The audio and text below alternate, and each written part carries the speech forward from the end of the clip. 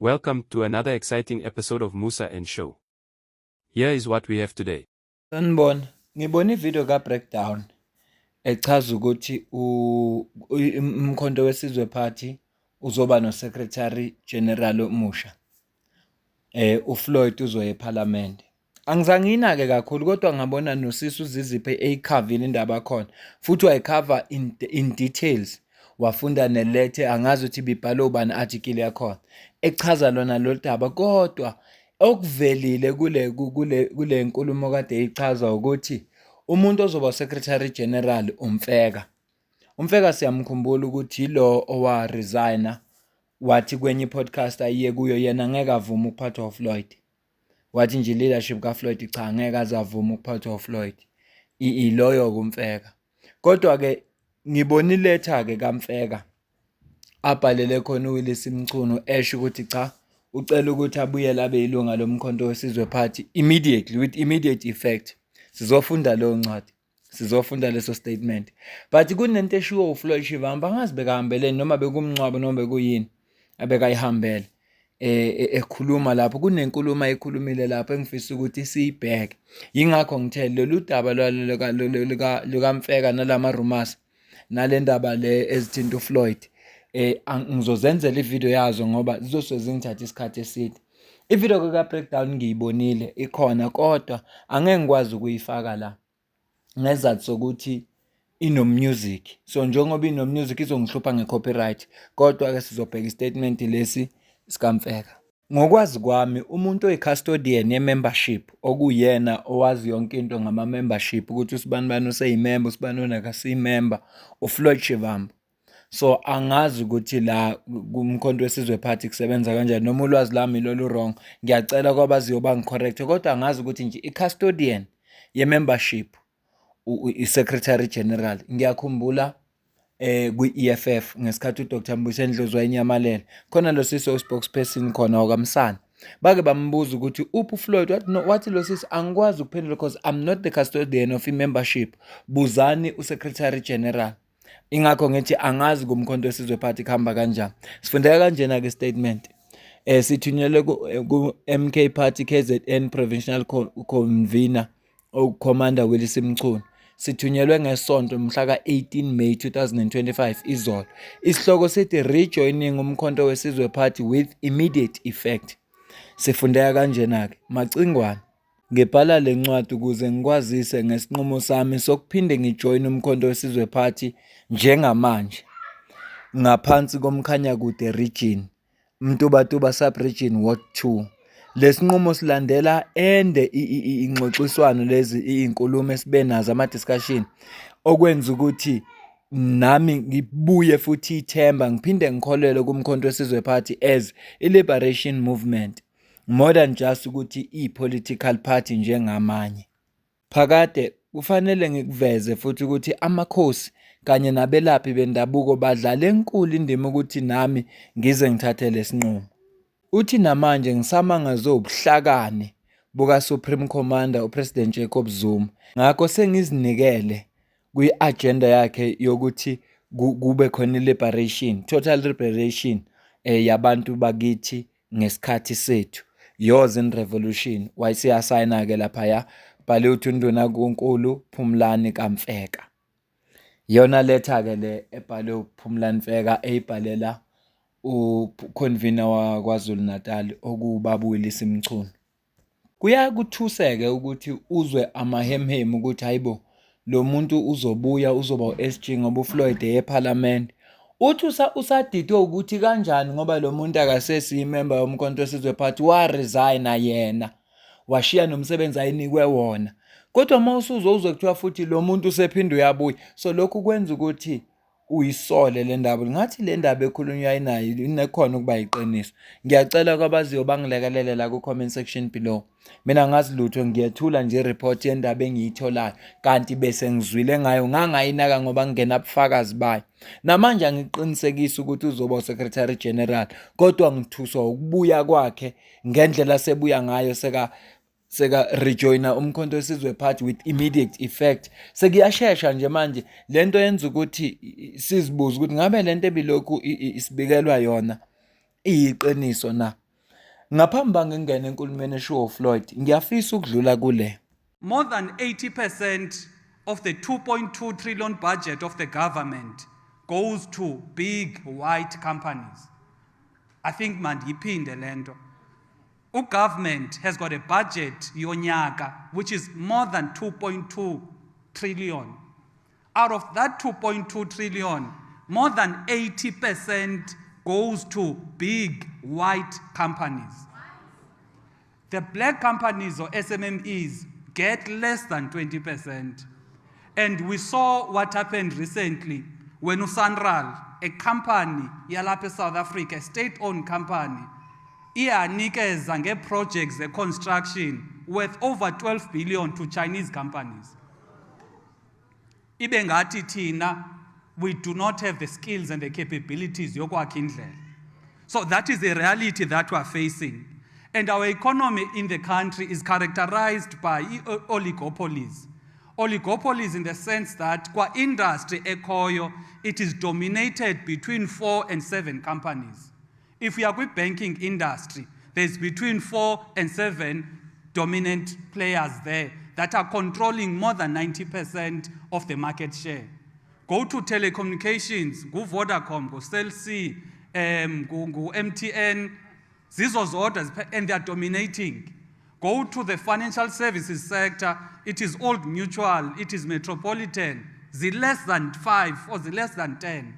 Zonke industries are controlled by a selected and few companies. Now that is why it becomes important, ukuba, let us transform our minds. Because if we want to provide solutions, kufuneka kuqale kutshintshe le. And ukuze kutshintshe lena, we need to talk ezonyani amongst one another.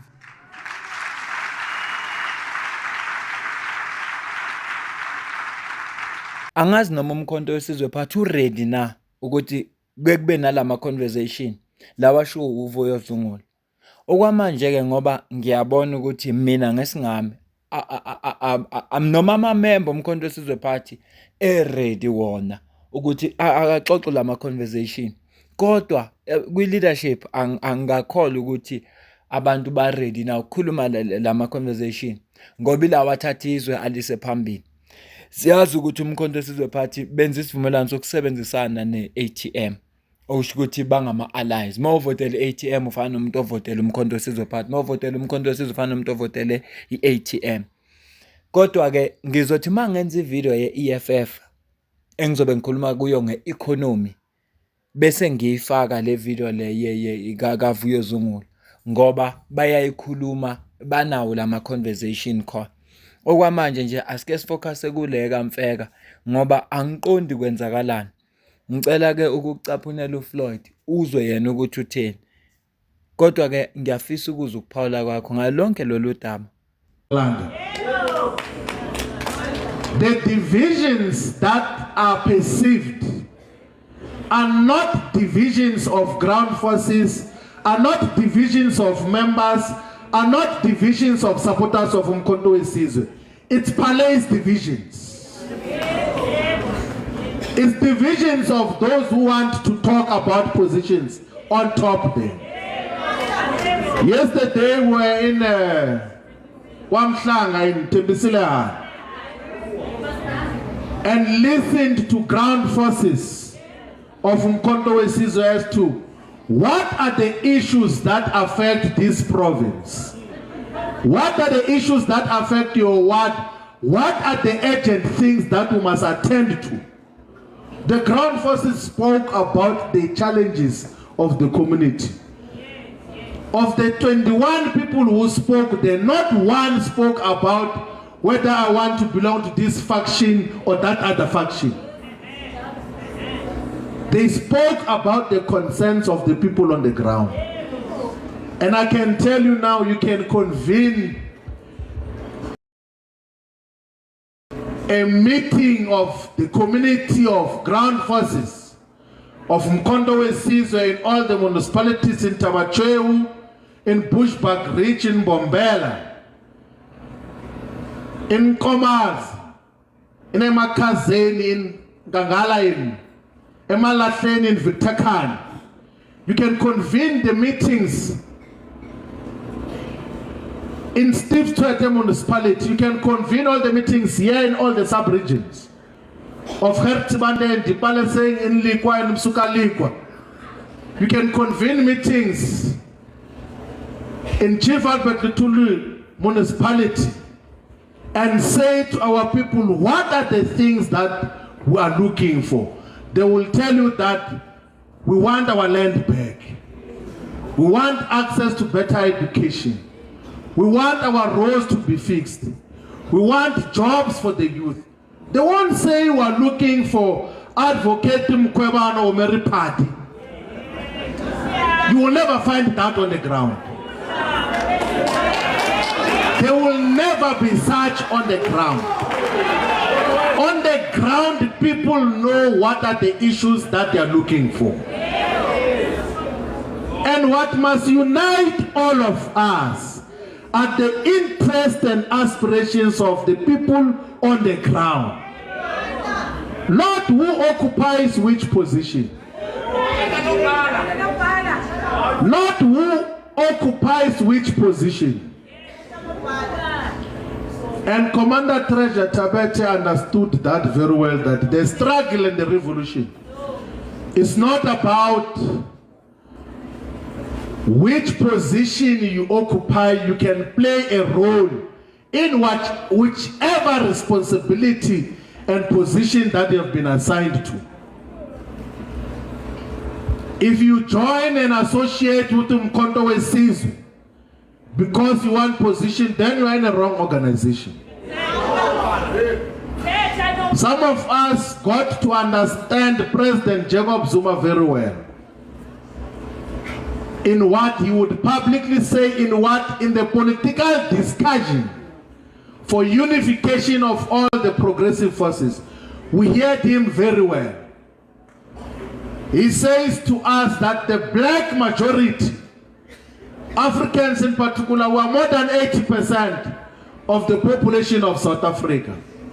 But we are still slaves and cheap laborers of the white minority. Why? Is because in our anti-colonial struggles, we fought as divided small clans and groups. There was never a battle where we fought together against colonial invasion.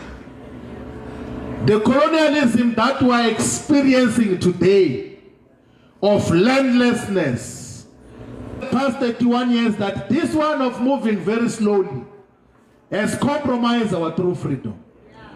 When we take power now as Umkhonto weSizwe, we're going to take our land, we're going to take our minerals, we're going to take what belongs to us. And for now, we are doing all that through democratic means.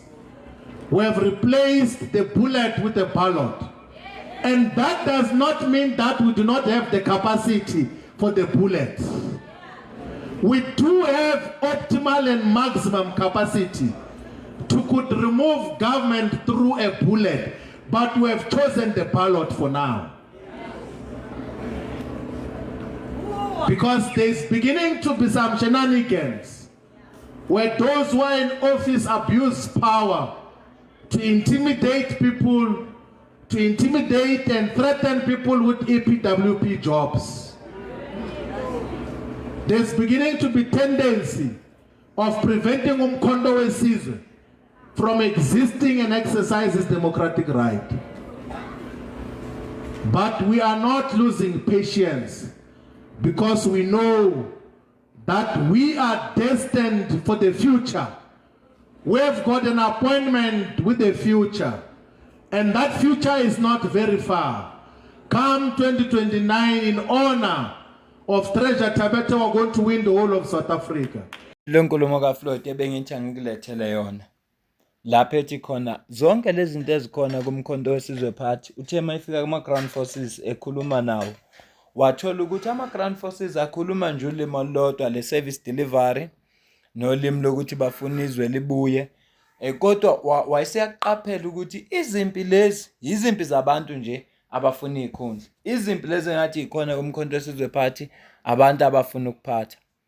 Ngoba-ke ngingamfakazela nami ukuthi angikaze ngawezwa ama-ground forces bekhuluma indaba zomafikizolo nabafika nabaqale nomkhonto wesizwe party ngo-2023. Angikaze ngabe lulapha nje lolu limi phezulu. Lulapha lolu limi phezulu. So asazi-ke, ngiyacela ukuze ukuphawula kwakho ngezwe ukuthi wena uthini ngalolu daba. Ngale kwalokho mina nawe asidibane kwividiyo elandelayo. Ngiyabonga.